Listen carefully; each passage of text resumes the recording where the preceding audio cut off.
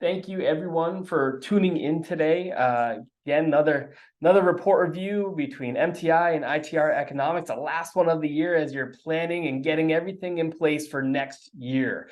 And as we think about just the start of 2024, not to bury the headlines or anything like that, we are still talking about an upcoming recession for the macro economy and for the organizations for MTI's average sales. And we do create a forecast of your average sales. We're looking at a couple of charts here. On the left side is the data trends, a 12-month moving average, a 3-month moving average, and where we expect those annual trends to head. And ultimately speaking, we are talking that we will see a peak in that 12-month moving average around the end of this year and then decline by roughly 11% into early 2025. And really, decline is going to be pretty broad-based as the lagged effects of the Federal Reserve's contractionary monetary policy take hold.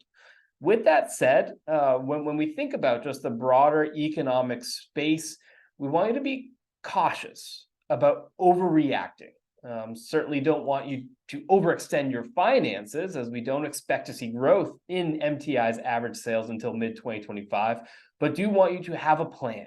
Verbalize that plan. It'll help reduce fear and turnover, and recognize that the rates of change are expected to trough towards the end of 2024, signaling a momentum shift into growth towards the end of 2025. So keep that longer term view in place. As I mentioned, have the plan, repeat that plan. It will help reduce fear and turnover as the broader macro economy heads into recessionary territory.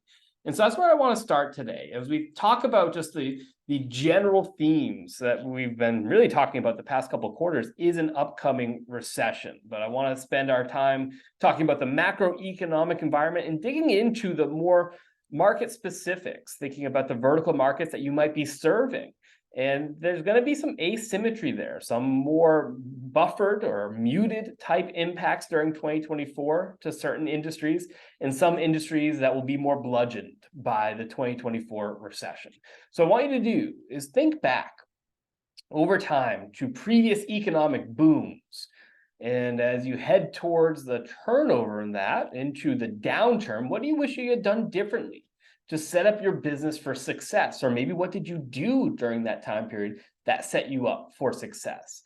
Time those actions so you can capitalize on the general rising trend in 2025 and really much of the second half of this decade as we see growth being set up. So again, talking about recession, but I can't be overly pessimistic about the opportunities that come out of this recession. So we're looking at those signals, the deceleration that's been underway for 2023. We're talking about decline being probable for 2024. But with that said, we are seeing certain leading indicators start to lift, suggesting recovery for the end of 2024, suggesting recovery for the beginning of 2025. So those are going to be something that we will continue to monitor to get that clear signal of when the recession ends. As it stands right now, we're talking about end of 2024, early 2025. But with that said, there are definite uncertainty drivers out there. The one that we've talked about quite a bit as a group are higher interest rates. Those are going to continue to be a threat. They take a long time to manifest their impacts into the economy. But on the flip side, we are recognizing that there might be some challenges in seeing some recovery trends if interest rates are delayed in unwinding. And what I mean there is that the Federal Reserve delays in unwinding the yield curve inversion, delays in bringing down short-term interest rates, it can pose a risk to the longer-term outlook that we have for 2025. So I'll make sure that you have some contingency plans in place should the Federal Reserve's tone remain relatively hawkish.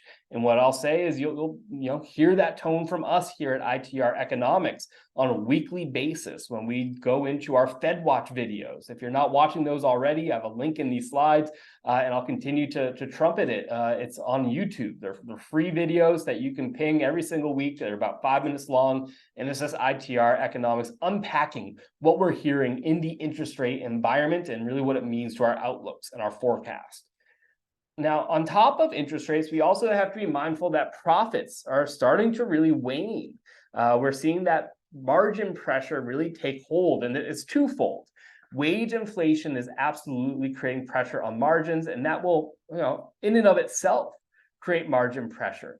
But what's compounding that impact to wage inflation is the fact that while hours or cost per hour is increasing, we are seeing that labor force productivity, specifically in the manufacturing space, has been decreasing. And so if your costs per hour are increasing and your output hour per hour are decreasing, well, boy, that's going to really place some pressure on profit margins. And so we are seeing corporate profits weaken, leading to a business-to-business slowdown and pullback. And while we think about this and think about 2024, I want to say there are opportunities out there, opportunities to invest in yourselves. 2024 will be a period of a transition in inflation where we'll see much more muted price inflation. Even some deflation for certain commodities has been underway. The overall producer price index, we are expecting a little bit of price softening. And this will create an environment where you can maybe staff up towards the back half of 2024, get a little bit loosening within the employment markets. You can see the pricing environment cool down. It might be a good time to lock in on some contracts and think about staffing up and stocking up on inventory so that you have the capacity that you need to get ready for the growth in 2025. I'll continue to say buy low, sell high. 2024, mid to late 2024, specifically looking like a good buy low type environment. So as we talk about the environment, let's unpack some of these macroeconomic trends together. The big one is what gets cited in the headlines, talking about gross domestic product. This right here is looking at GDP on really a scale, a data trend scale on that 3-month moving average. And generally, what we're expecting for the 12-12 rate of change, which is shown here, a 1.8% growth for 2023 and a 0.4% contraction in 2024. When we look at the 3-12 rate of change, we're talking about GDP expected to end 2024 at about 0.4% below the 2023 levels. We expect to see negative headlines as the downturn begins and as it picks up momentum. The normal fears are likely to be exaggerated by political rhetoric, given that 2024 is a presidential election year. And so the noise will be loud, headlines will generally be negative, and that might be enough for many business leaders to freeze in place for fear of a sharp economic contraction. However, we do not expect this to be a sharp economic contraction. When I look at the recent results, US GDP grew in the third quarter and results were stronger than expected, consumer spending specifically. There are some components that are a little less rosy. Business investment is down specifically, and inventories are elevated, and that's going to continue to pose challenges. But our analysis, as it has been, is that consumers and business financial health continues to point to generally 2 quarters, potentially non-consecutive quarters of GDP decline in 2024. And the reason why I say potentially non-consecutive is because that's how you define a technical definition of a recession. It's when you have 2 consecutive quarters of GDP decline. Ultimately, our forecast doesn't even call for that. So we are talking about a more mild than usual recession, but it is starting to form and shift into that territory. Where we're starting to see it occur already is with the business side of the economy. This chart here just takes that GDP number and compares it to the component of GDP that is from business investment. They're a component of GDP. And ultimately what we are seeing is that business investment has really pulled back most of this year. What's going to continue to place downward pressure there is the heightened level of inventories. Businesses are going to scale back on their production and try and rebalance their excess inventories. And again, this will give you leverage in having contractual discussions with your vendors. So keep that in mind. There will be some weakness there. You can potentially take advantage of it. And with all that said, I do want you to keep in mind that you should be on good terms with a banker. Use that time right now to start fostering that relationship, because if your business does falter during the upcoming mild contraction, you can get help smoothing out your cash flow issues. And on the flip side, if your cash flow stays strong, you'll have a connection to help secure funds to prepare for the next rising trend. And again, securing those funds to make core investments, whether it's in automation, capital expenditures, process and system efficiency gains, to help with one of the longer term issues that we see, which is the labor market. So anything you can do to help combat labor market challenges and pressure and tightness today will set you up well on the back half of this decade when those pressures pick back up again. Now, with that said, I am talking about recession. One of the indicators that we continue to look at is a yield curve inversion. And I think I've shown you a chart a couple times before in our conversations, but just to unpack what this is, it's a slightly different lens on it. It's looking at the 10-year treasury minus the 3-month treasury. That's that seafoamy line there. And anytime that dips below the black zero line, what that means is that the 10-year treasury yields have gone below the 3-month treasury yields, or that we have an inverse yield curve where short-term interest rates are higher than long-term interest rates. That signals pressure on consumers and businesses alike. And that quantitative tightening by the Fed is definitely taking its toll on both consumers and businesses. And we're already seeing rising credit card delinquencies. The percent of consumers paying only the minimum balance on their credit cards is also rising. And so that will manifest throughout the remainder of this year into 2024. What's going to help signal recovery within the economy is when we see this yield curve inversion go normal. Once that light green line there, or seafoam line, whatever we're calling it, that color goes positive again. That's going to mean that the long-term interest rates are now above the short-term interest rates. That's what we tend to think of as a more normal type interest rate environment.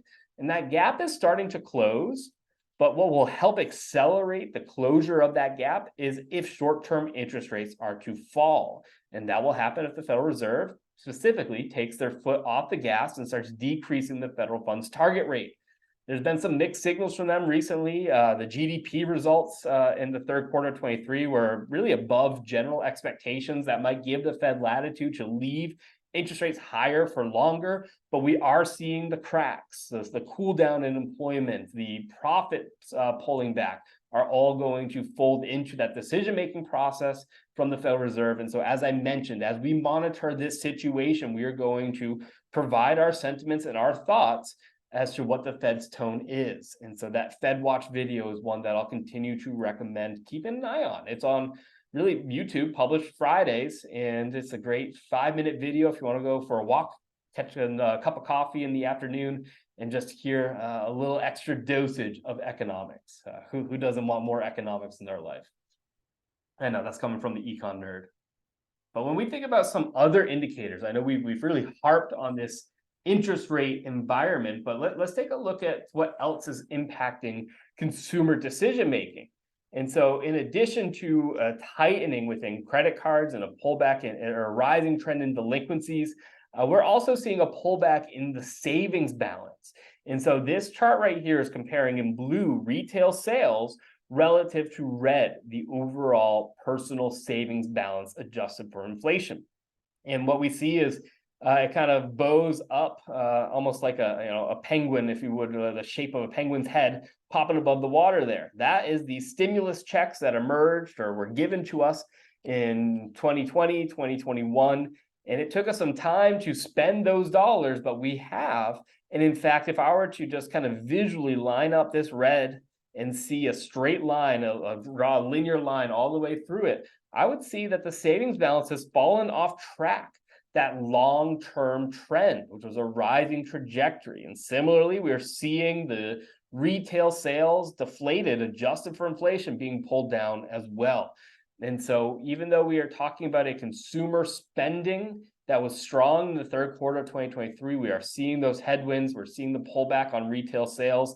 If I adjust retail sales for inflation, specifically with the consumer price index, I'm already seeing some decreases there. And that's going to be important mindset to have when you think about your own business. And if you're calculating your own rates of change, try to look at it with two different lenses. Look at it under the lens of the dollar-denominated series of bookings, billings, and backlogs, but also look at it under the lens of a volumetric approach, looking at the 3 B's of business. If you can quantify your volumes, calculate your rates of change. So you know, based upon your sales growth, what is being driven because pricing in an inflationary environment, and what is being driven because of the volume side of what you're actually producing. That's going to be a great way to continue to distinguish how your business is being impacted by overall prices. And when we think about the pricing environment, as I mentioned, profitability has been pulled back. And that has a pretty strong relationship to things like non-defense capital goods new orders. That is included in the report, that non-defense capital goods new orders, because it is a great representation to really reflect general business to business spending. So that dark blue line you can think of as a general business to business spending on capital goods, and it is skirting or heading close to that zero line, and what suggests that that's going to continue to plunge and plummet into recession next year is that corporate profits are negative right now, and that leads by about 9 months, and that's signaling contractions on the horizon, really for the macro economy as a whole, because there's a strong relationship here between profits and business to business spending in the overall economy. You can't have a healthy consumer if you don't have healthy businesses, and so that's a harbinger for decline here, is that B2B activity. And we're seeing it manifest itself when I look at the industrial production index. This is a core macroeconomic indicator. Up top are those 312 and 1212 rates of change. If you'll notice, that 312 rate of change has dipped negative. That's kind of in sync with our general expectations to close out this year just above zero from a rate of change perspective. So generally flat for industrial production in 2023 relative to 2024. And ultimately, the evidence continues to favor recession for 2024. Capacity utilization rates are generally declining. Interest rates are still elevated. The Treasury yield curve remains inverted, and the consumer is facing tougher financial conditions. So as I mentioned, those inflation-adjusted saving balances are declining, and the increasing share of credit card holders are only making that minimum credit card payment. And that, to me, signals that they're feeling some financial pressures and distress. So take care to understand the sensitivities of your business and its end markets with regards to factors of interest rates and changes in the consumer finances. I know when we look at the industry as a whole with that MTI average sales, we are definitely factoring in those leading insights. And as with all that said, when I look at 2024, and again, we've been talking about recession here, we are talking about 3.6% year-over-year decline relative to 2023. That is not a floor falling out from underneath us type event. That is a more mild than usual recession.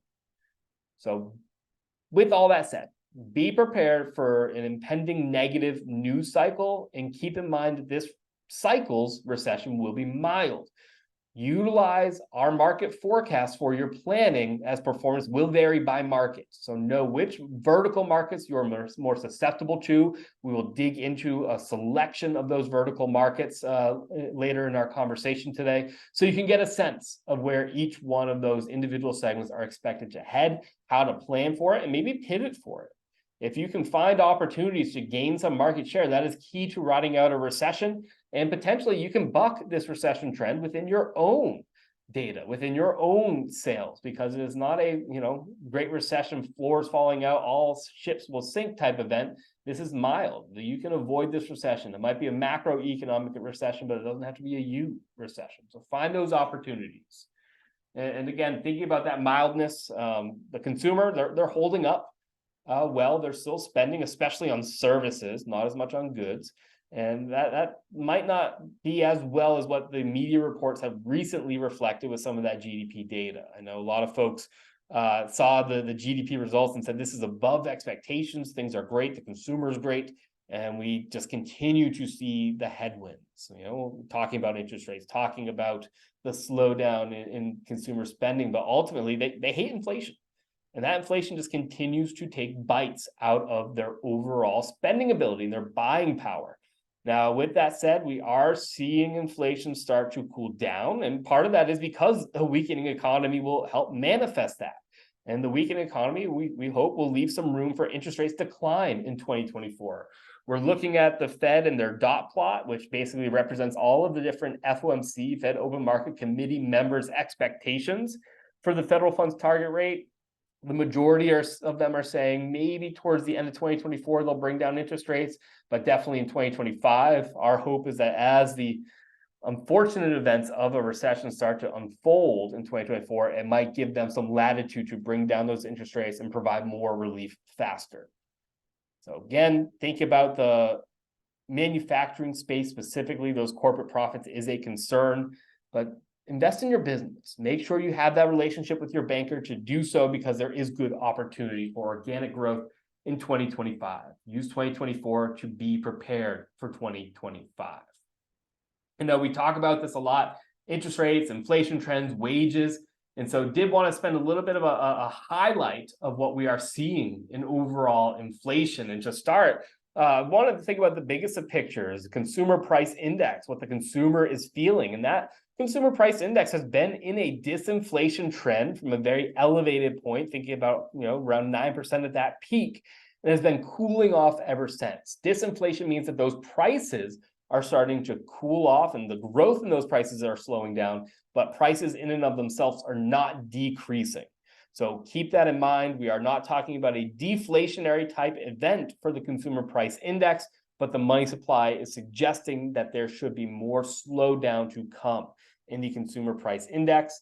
As I mentioned, the producer price index, there will be a little bit of deflation in 2024, but also recognize the trend in producers and consumer prices coming out of the 2024 recession. There is a pickup in these little orbs there where the consumer price index will start to re-accelerate into 3, 4, 5% territory in the back half of this decade.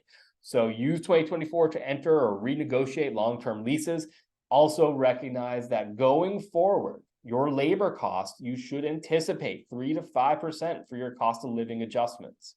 And that's something to keep in mind. This cycle is what your capital needs are based on how you can potentially hedge against or mitigate some of those employment costs that will continue to emerge throughout this decade. We don't expect interest rates to go back to what they were before this strong run up in 2022.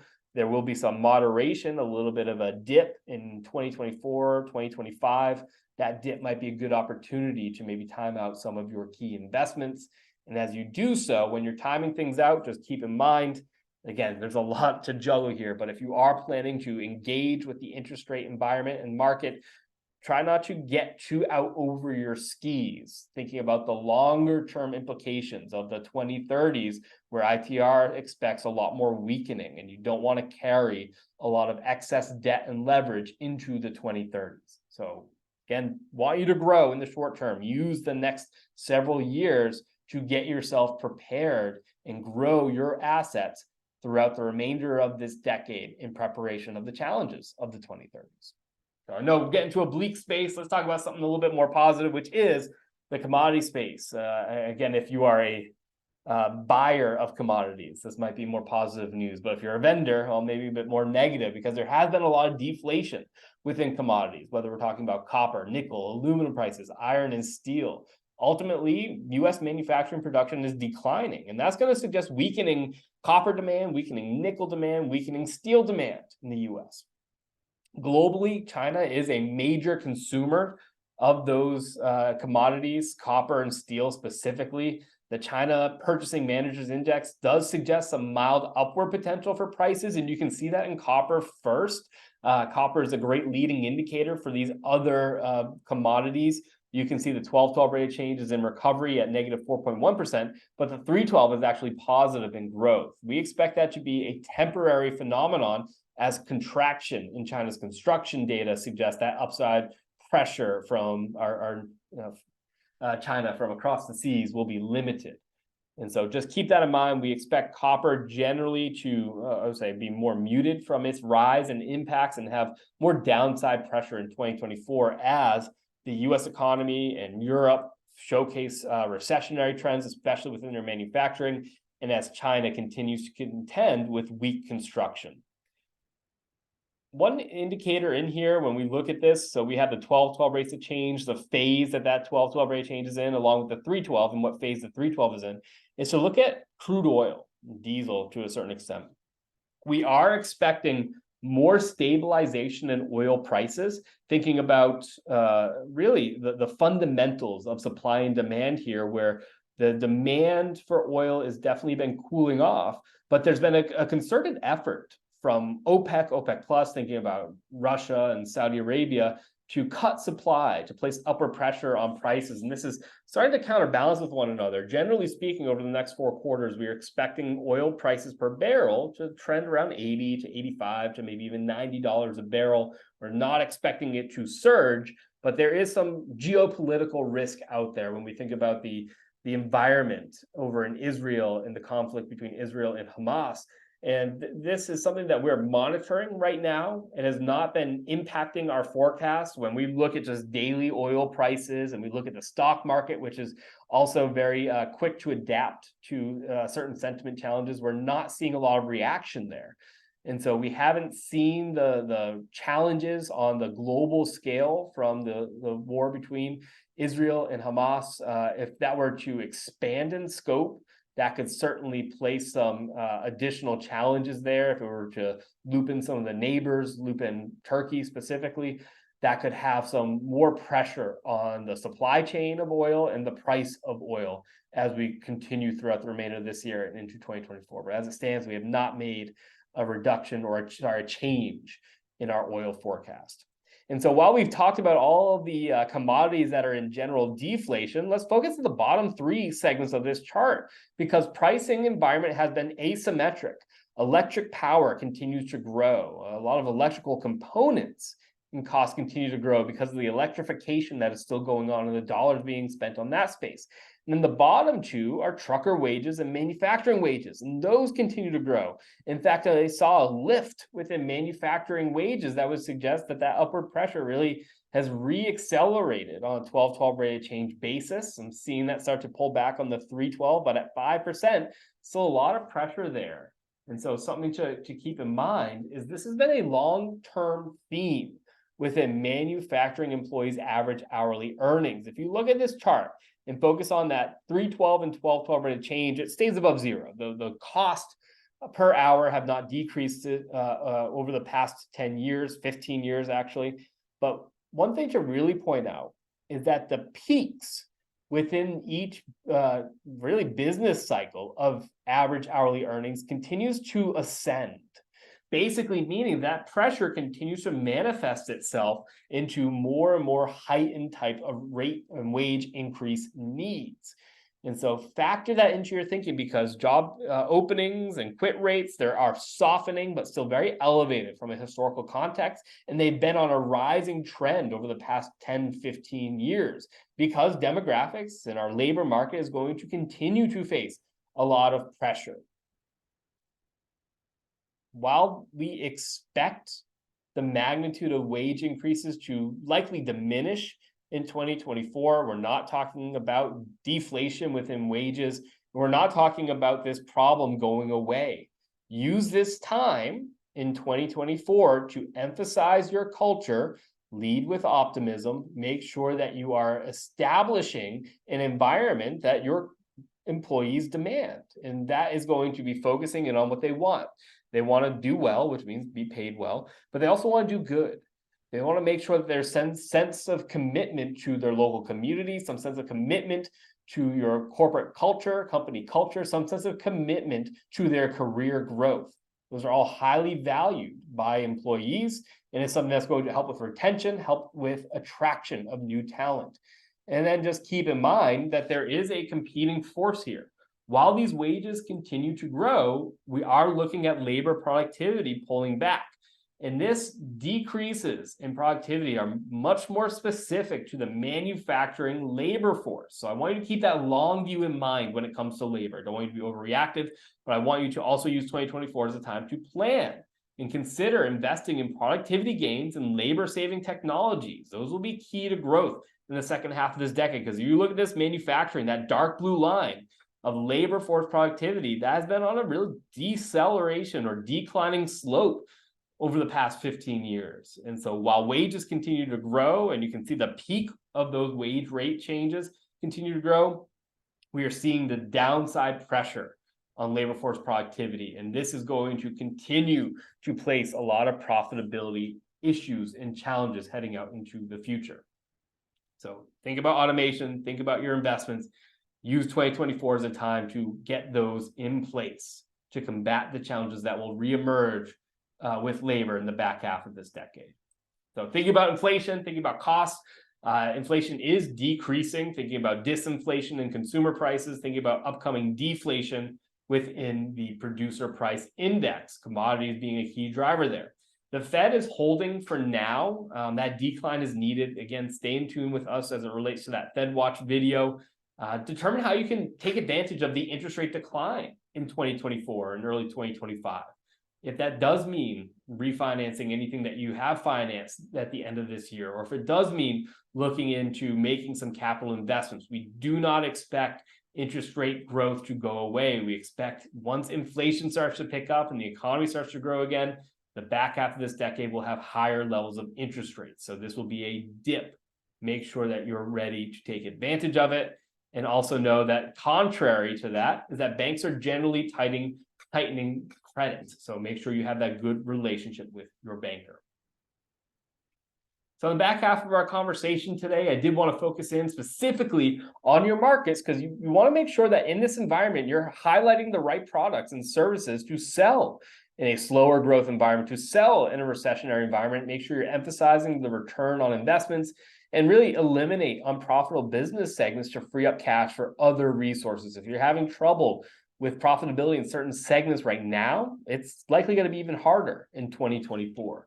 So focusing in on the right markets, right products will be crucial to maybe outperforming the recession that we're expecting for the broader economy. So if I start first here by looking at construction machinery, new orders, commercial real estate, financial concerns, certainly out there. That tightening activity is very much underway. And then trends in residential construction sector take time to manifest in new orders. Residential construction really took a beating in 2022 and for much of this year.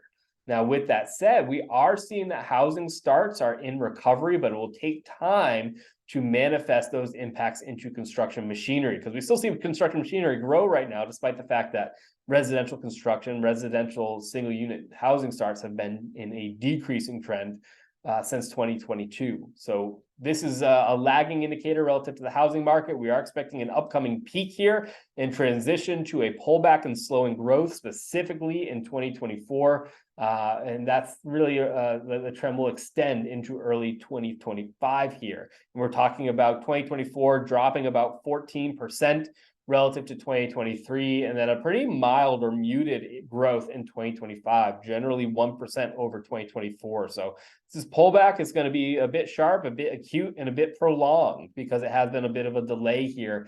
But the impacts, the headwinds are definitely in place for construction machinery. Now, thinking about North America light vehicle production, we can't talk about this industry without talking about the strikes. And the UAW strikes did result in an abnormally weak production in October. The strikes have since ended, but the impact may continue to ripple through the auto market in the coming months. We have diminished parts production that could hinder the later stages of production. As such factors resolve, we could see a bump up in production, kind of a little bit of a reciprocal pressure, if you will. And so our forecast, which is backed by economic fundamentals, is generally unchanged as we continue to evaluate the kind of outfall of the impact on the strikes on production. Generally speaking, consumers' weakness, the heightened level of interest rates, that's going to place downward pressure on the vehicle space. Expect that to manifest itself really later in 2024, and talking about 4.3% contraction in 2024. Now, tangentially related, we can talk about heavy-duty truck production, and this one is really felt the impacts of lower freight demand, the industrial and manufacturing sector starting to pull back, wholesale trade starting to pull back, heightened levels of inventory slowing things down. And ultimately speaking, there were some impacts from the UAW strike that has resolved on Mack trucks. So we're focused on the waning macroeconomic environment as the key driver of this pressure. The cyclical decline hit the freight market kind of early, with both volume and prices declining as supply chain conditions improved and inventories built up. And furthermore, we're seeing all North American economies really traversing the backside of the business cycle, slowing down through this year and entering into recession next year between the US, Canada, and Mexico. And that, combined with more restrictive financial conditions, will likely hinder demand for new heavy-duty trucks. And part of that contraction in 2024, we're talking about 13% decrease in that space will be felt. Now, a space that's going to be a bit more muted from the impacts, where we don't expect to see as much recessionary trends, is in oil and gas extraction. This space is actually held up quite well. And while production is rising, the US rotary rig count is declining on an annual basis and is below pandemic levels. A variety of reasons for this divergence, including increased efficiencies and deeper wells, which allow producers to extract more per rig. And you combine that with more cautious producers and investors. That has been the trend in this space for a long time. There's a pretty tight utilization on capacity within the oil space because of that reluctance to make key investments. So there is a divergence between production and rotary rig counts. We expect rotary rig count decline to persist in the coming quarters. If that's more of the space that you feel the impacts from, it'll be more impactful and more negative in 2024 than overall oil and gas extraction production. Again, we're only talking about a 0.8% contraction in the US oil and gas extraction production. And this could actually have some upside risks as it relates to that geopolitical climate. If the tensions in the Middle East were to escalate, it might incentivize more domestic production here. Now, thinking about a segment of the economy that tends to not necessarily move with the broader economic forces, we can look at medical equipment and supplies production here. When we look at some of the leading indicators in this space, they do signal tougher conditions ahead for both manufacturing and consumer-facing industries within the medical space. That's really a pullback on the consumer side. It's kind of rippling its way through. What will help is that easing inflationary pressures, looser supply chain conditions will provide some, again, additional signals of that waning momentum. And if you think about some of the cost inputs within this space that will help de-incentivize overall production here is plastic resins and material prices. That's a major cost input for the medical device industry. Those were 11.9% below the same month 1 year ago. And those factors are all supporting the decline that were expected. Again, this doesn't always have to move with the macroeconomy, but the expectation is a mild recession within this space in 2024. And I say mild because we're talking about less than 1% contraction for re-accelerating into growth in 2025. Now, kind of homing in on one of those late cycle verticals, the civilian aircraft equipment production. If you want a space that is expected to grow in 2024, it's here. This is a tough one to get within. Orders are elevated for new civilian aircraft equipment production, but production is a bit constrained.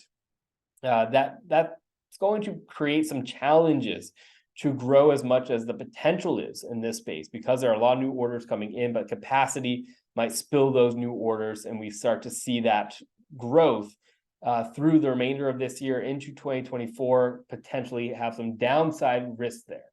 Overall, within this space, the U.S. air carrier system available seat miles is a great leading indicator, and that 3-month moving average has reached a record high in August. And that's really, to us, marking a full recovery from the pandemic-induced travel demand drop-offs. And so aircraft orders are reflecting this increased demand for air travel. And with that said, the contrast there is manufacturers are struggling to increase production, whether it's because of the tight labor market, capacity needs, and what have you, or the ripple effects there. And so in addition to that challenge within just overall production needs, Boeing is contending with defects on its 737 MAX aircraft, and that's hindering its delivery schedule. And that's going to continue to ripple through here because you have one major player within this space that can help steer the outlooks here. And so the delays contributing to the lag time for the macroeconomic trends in production, which is why we don't expect this to really peak until early 2025. Again, more of a lagged effect there.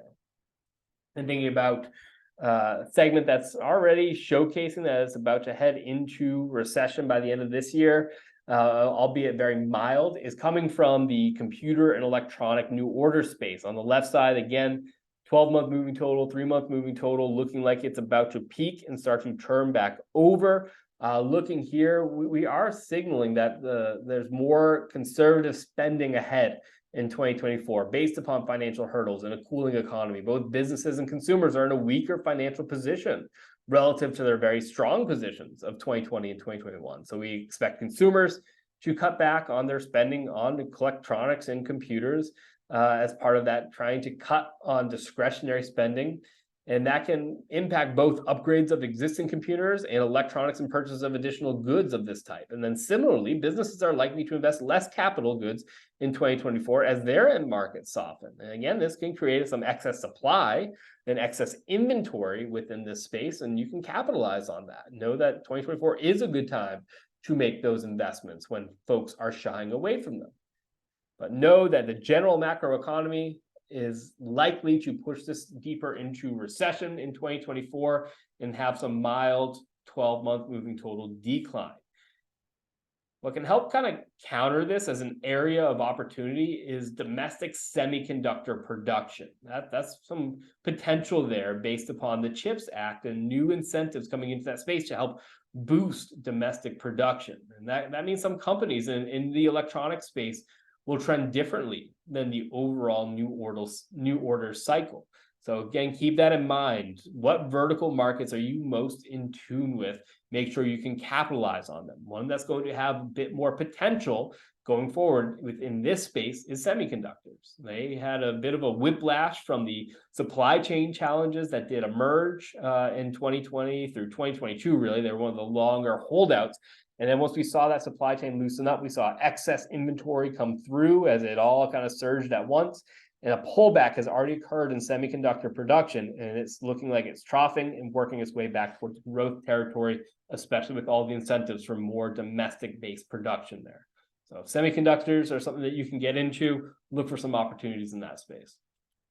And then the last market I wanted to focus on is looking at farm machinery shipments. There is a notable deviation between farm machinery shipments and production data. While both are declining, annual production is still above the year-ago levels, which suggests that MTI members may not be feeling the double-digit decline in this market. However, both metrics are likely to move lower given elevated interest rates, decline in farm proprietors' incomes.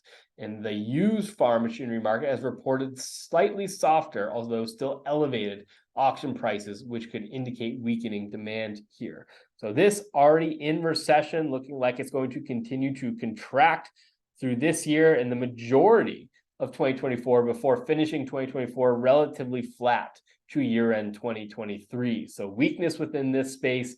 It does have some potential to re-accelerate in 2025, but we are not expecting it to reach those levels that it did in 2022, or certainly not in 2013 and 14. So keep that in mind if you're trying to benchmark the present day environment with past business cycles.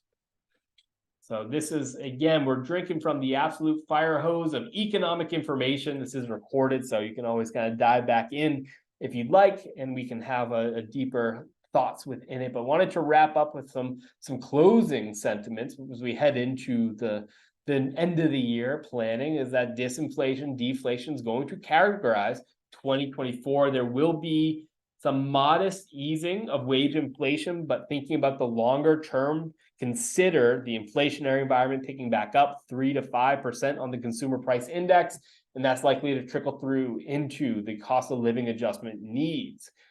The counterpoint to inflation is the interest rate environment. The Fed's actions gave rise to that inverse yield curve. This was over a year ago, back in October of 2022. It takes time for those impacts to manifest themselves. We're starting to see that occur, especially with things like manufacturing have gone negative. And we need to see the Fed play its part as far as normalizing the yield curve. Long-term bonds are rising, and that's playing its part in normalizing the yield curve, but we need to see short-term interest rates start to come down. Now, all that to say, even if the short-term interest rates were to start to decrease today, we take some time, or the economy takes some time with those impacts, and we are still expecting a downturn to encompass most of 2024, and those Fed actions, or effectively inaction, could cause that recovery to delay and extend weakness into 2025. And as always, we have to be mindful of the microeconomics, thinking about the individual markets. Some will feel less recession. Some will grow. Think about the aerospace environment. And then some will have a deeper, steeper downturn. So make sure that you are finding the opportunities, the spaces that you can gain some market share in, so that you can avoid this recession yourselves. Make sure you're assessing your cash needs. Make sure that's folded into your budget and planning for 2024.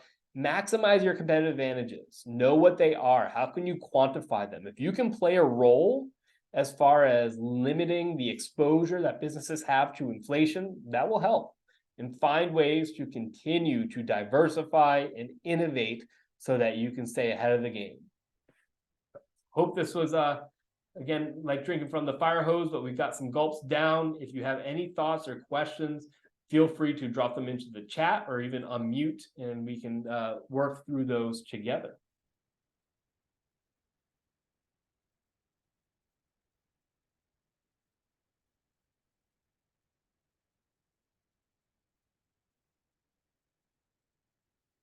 And as an economist, I'm an inherently awkward person, so the awkward silences don't necessarily bother me. Can give it a few more seconds before we wrap up for the day.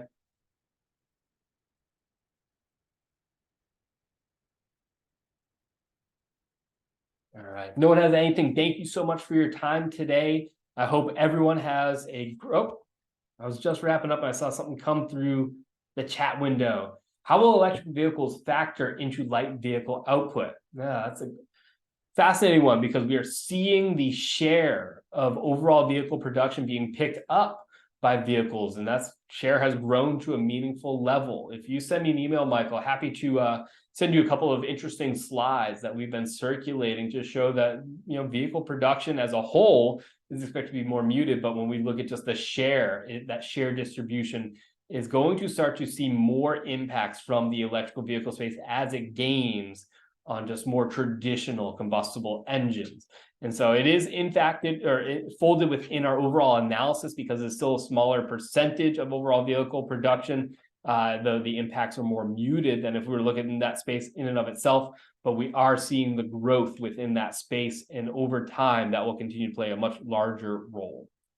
Then the other question I see here is, what is the best place to get info on ITR's perspective on the 2030s depression? If anyone hasn't been in tune with ITR for very long, I did throw out the D word, depression. ITR is forecasting that to really show up in 2030s because of a variety of reasons, thinking about the debt situation from the federal government, thinking about the aging demographic, thinking about inflation, and the compilation of all these pressures and factors manifesting throughout this decade will create some significant challenges for our economy in the 2030s. If you want some insights there, we are constantly publishing blog posts, but we host webinars, executive series webinars that have our CEO and president, Alan and Brian, going in and digging into the analysis. But more specifically, we don't want to just be up here saying, hey, there's a depression coming, good luck. We want to be here saying, hey, make sure you know what's coming, and more specifically, make sure you can plan for it. What are those key strategies? What are the areas that you can look to grow your wealth today and have a nice nest egg heading into the back half of this decade, and how do you protect it in 2030s? So there's some great resources all over our website, and the best ones are going to be those webinar series. We just did one in July, and we have one coming up in a couple of weeks in December, where we're going to impact the more personal wealth preservation effects.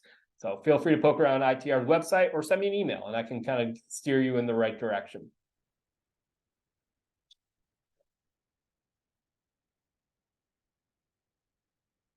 And then if any other questions, feel free as always to kick me an email. It is pluce, P-L-U-C-E @itreconomics.com. Feel free to reach out, and happy to help the best I can. But thank you all so much for your time today. Hope everyone has a great holiday season, great end of 2023, and we can start 2024 off with a bang.